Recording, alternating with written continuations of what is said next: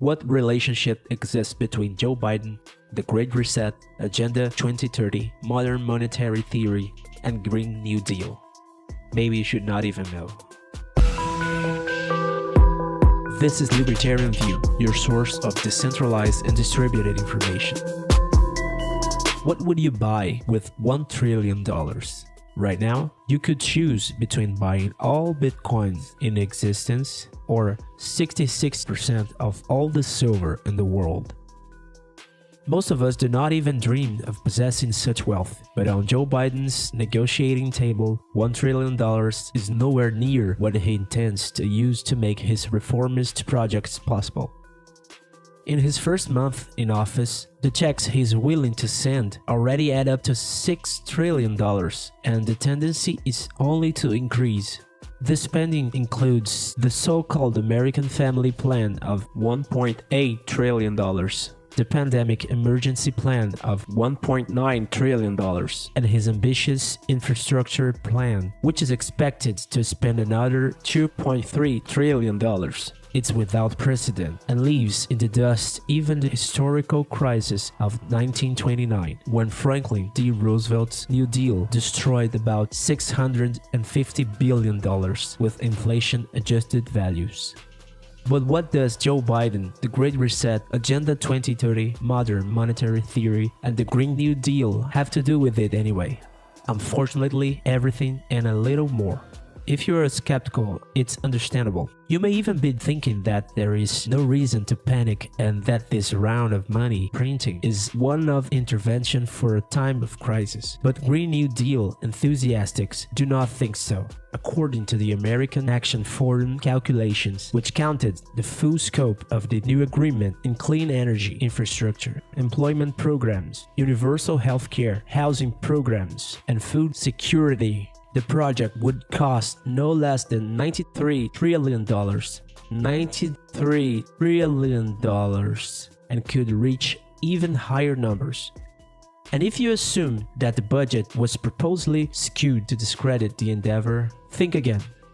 The American Action Forum expressly favors the Green New Deal, stating that the benefits outweigh the costs.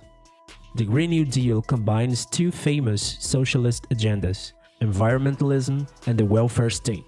Once social democrats can create any random activity, as long as they create jobs, the Great Green Deal directs the jobs to environmentalist demands. Unlike any piecemeal government program seen before, what they want with this green repaint of an eco-economic project is the refounding of the economic and life itself. Here are some terrifying facts. As soon as Joe Biden took office, he declared the 27th of January to be Climate Day. So far, so good. If politicians spend time on just that kind of thing, we would prosper.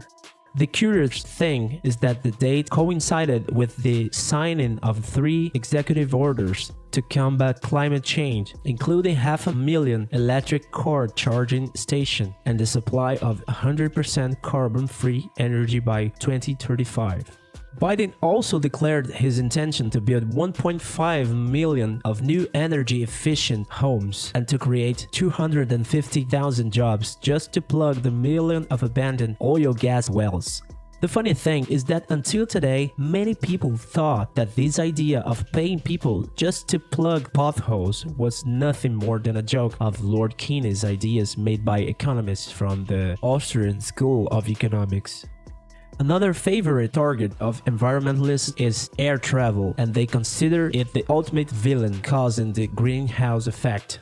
Environmentalists famously prefer rail travel, and Biden has already rolled up his sleeves to give the environmentalists what they asked for. He has announced several investments in the rail sector, but it cannot be said often enough that such eco-socialist projects have well-known problems. In Carbon Shift, a 2009 book by Dave Hughes, shows the astonishing amount of resources used to build windmills and other non-coal technologies. In practice, Hughes' questions is this: how long must windmill generate power before it accounts for more energy than was needed to build it? In a not very good location, the return of energy may be zero. That is, in a windmill could spin until it disintegrates and never has generate more power than was spent on building it.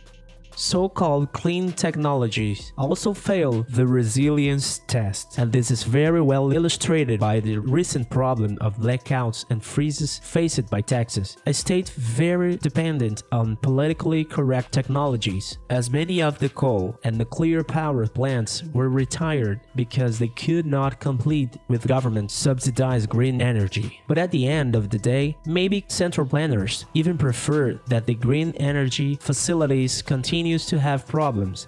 If the wind turbines break, all they have to do is create a new job to get someone out there to fix it, regardless of how many have already frozen, waiting for the civil servant to arrive. Since the government is not guided by a rational system of costs and benefits, and is economically unsustainable, it's impossible to ensure that Americans will use trains instead of aeroplanes or electric cars recharging stations, which, by the way, in their production emit more carbon than the use of batteries promises to save, or any of the pharaonic projects called for by Joe Biden. We are talking about an immense amount of material and human labor that, despite the economic and energy costs, it's not even known whether will result in even slightest benefit for the American people. All this waste, varnished to look eco-sustainable, occurs in the wake of the massive adoption of modern monetary theory, which has convinced the political class that there is no problem that an excellent colored paper printer backed by a politician's honey cannot solve.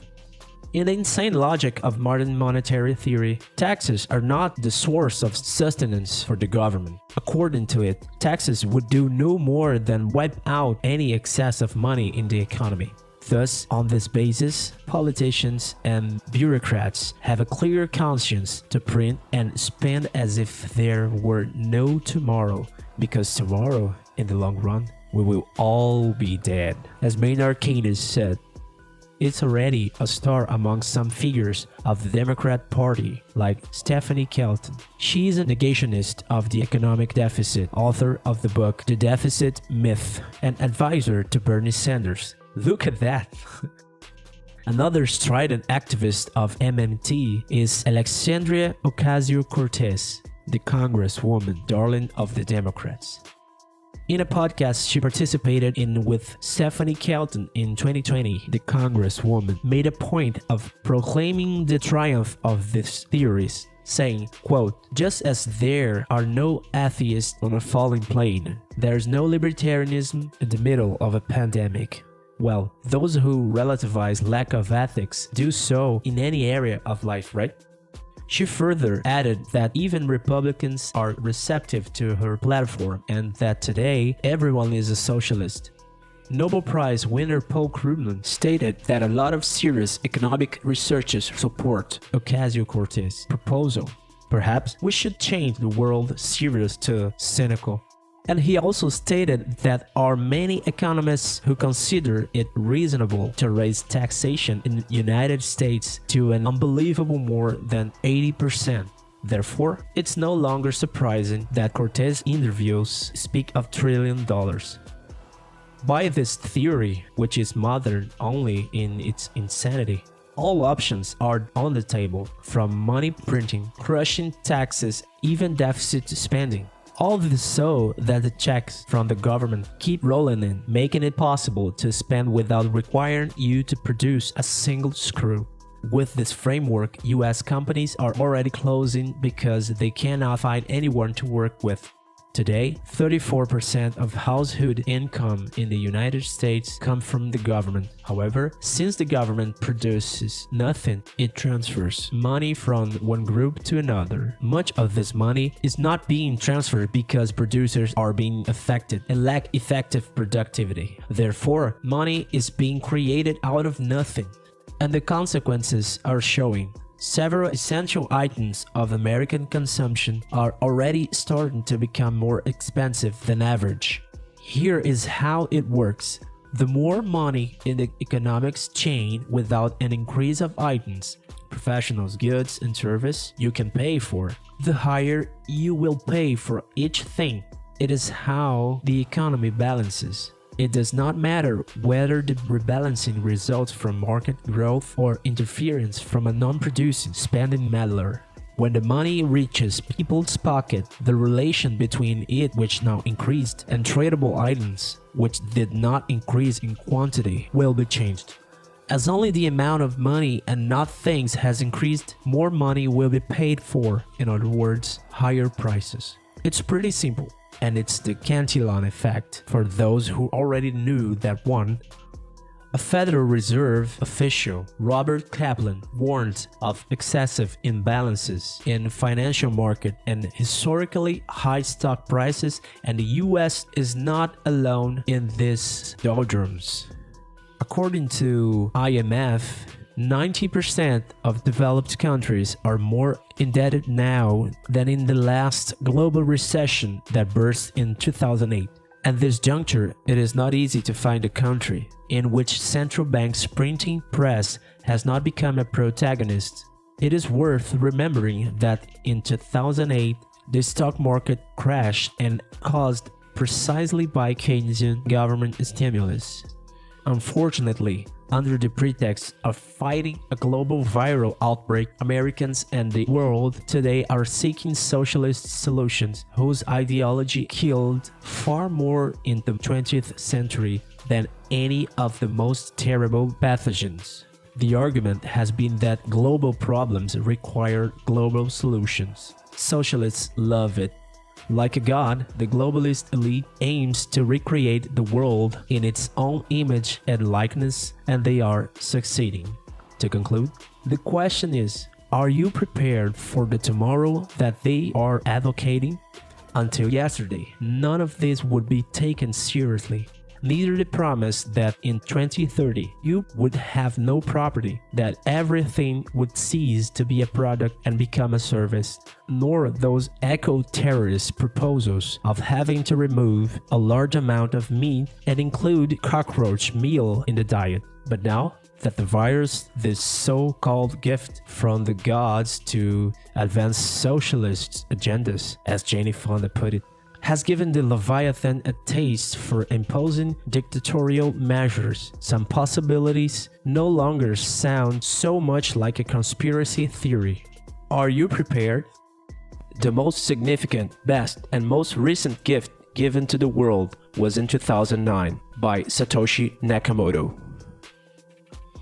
Thanks for watching. This article was originally written by Rodolfo Andrello, translated by Droll, revised by Simon Riley, and narrated by Rafael Oliveira. If you liked this video, don't forget to hit the like button and share this video on your social network. If you want to be notified from other videos, hit the subscribe button and then the bell icon. See you soon!